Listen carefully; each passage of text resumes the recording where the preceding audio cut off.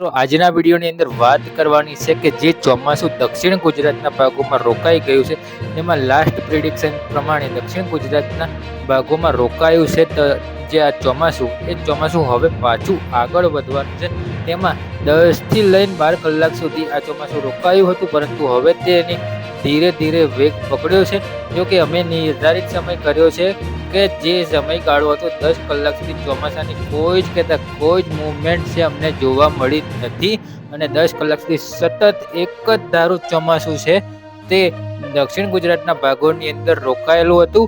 અને એ ચોમાસું આજે ફરીથી લગભગ અંદાજિત સવારના 11:50 થી 11:55 કે 12 વાગ્યાના સમયગાળા દરમિયાન ફરીથી તેની મૂવમેન્ટ ચાલુ થઈ ગઈ છે. અને મૂવમેન્ટ ચાલુ થતાની સાથે ફરીથી તે મધ્ય ગુજરાત, સૌરાષ્ટ્રના ભાગોમાં તરફ આગળ વધવા જઈ રહ્યું છે. જે રીતે કે કાલના વિડીયોની અંદર આપણે આગાહી આપી હતી કે દક્ષિણ ગુજરાતમાં ભારે વરસાદ થશે, જેમાં જુનાગઢ જેવા વિસ્તારોમાં વરસાદ થશે, જેમાં ગાજવીજ સાથે ભારે વરસાદની શક્યતા હતી. એવી જ રીતે અત્યારે દક્ષિણ ગુજરાતમાં ભારે વરસાદ થયો અને હવે આ ચોમાસું ધીરે ધીરે હવે આગળ વધી રહ્યું છે. અને મધ્ય ગુજરાતના ભાગો જેમાં ગાંધીનગર, અમદાવાદ, કઠલાલ, કપડવંજ, આણંદ, નડિયાદ, વડોદરા જેવા ભાગોનો સમાવેશ થાય છે. ખેડાનો પણ સમાવેશ થાય છે. આ ભાગોની અંદર ચોમાસું હવે ધીરે ધીરે આગળ વધી ગયું છે. અને કાલના લાસ્ટ પ્રિડિક્શન પ્રમાણે નર્મદા જિલ્લો પાર કરીને હવે ઘણું બધું ચોમાસું આગળ આવી ગયું છે. લગભગ અંદાજિત કાલે જે ચોમાસું હતું લગભગ 140 થી 150 કિલોમીટર દૂર હતું, ફક્ત ને ફક્ત ગુજરાત એટલે કે અમદાવાદથી મધ્ય ગુજરાતથી, જે અમદાવાદનો ભાગ ગણાય છે. ખાસ કરીને આ વખતે જે મધ્ય ગુજરાતનો ભાગ છે તેમાં પણ વાવણી લાયક વરસાદ છે તે ખૂબ જ સારો થવાનો છે.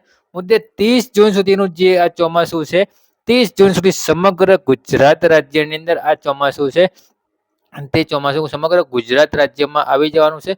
થોડું નબળું પરફોર્મન્સ રહેવાનું છે તે છે ઉત્તર ગુજરાતના ભાગો, અને થોડુંક નબળું પરફોર્મન્સ રહેવાનું છે તે ઉત્તર ગુજરાત, સાબરકાંઠા અને કચ્છના જે અબડાસા, નડાબેટના ભાગોની વાત છે. અને જે બીજું એક ગામ છે, તો આ 2-3 ગામોમાં જે ચોમાસું છે તેનું નબળું પરફોર્મન્સ રહેવાનું છે. જે નબળું પરફોર્મન્સ રહેશે તેનું પછી જે નબળું પરફોર્મન્સ છે તે વરસાદ પછી જુલાઈમાં સારો પડી શકે એવા આશા રાખીએ છીએ, કારણ કે અત્યારે હાલ નબળું પરફોર્મન્સ ત્યાં આગળ જોવા મળી રહ્યું છે. ઉત્તર ગુજરાતના ભાગોમાં ખાસ કરીને વાવ, થરાદ, ભાભર, દિયોદરના ભાગો છે તે વિસ્તારોમાં નબળું પરફોર્મન્સ અત્યારે હાલ ચોમાસાનું છે તે જોવા મળી રહ્યું છે. બાકી મધ્ય ગુજરાતમાં પશ્ચિમ સૌરાષ્ટ્રના ભાગોને જે દક્ષિણ ગુજરાતના ભાગો છે, આ ભાગોની અંદર 30 જૂન સુધી સારામાં સારો વરસાદ થાય તેવી હાલ પૂરતી શક્યતાઓ છે. અને આ જે વરસાદ છે તે હવે કન્ટિન્યુ ચાલવાનો છે.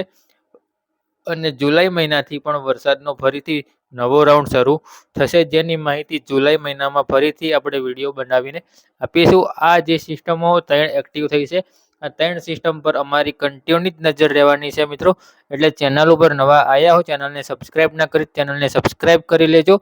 અને આપણી યુટ્યુબ ચેનલની અંદર આપણે ખેતીવાડી તેમજ હવામાનને લગતી ટોટલી સચોટ માહિતી જ આપણે આપીએ છીએ.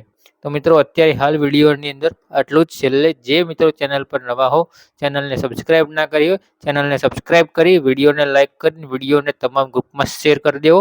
વિડીયોને કરીએ છીએ અહીંયા જ સમાપ્ત.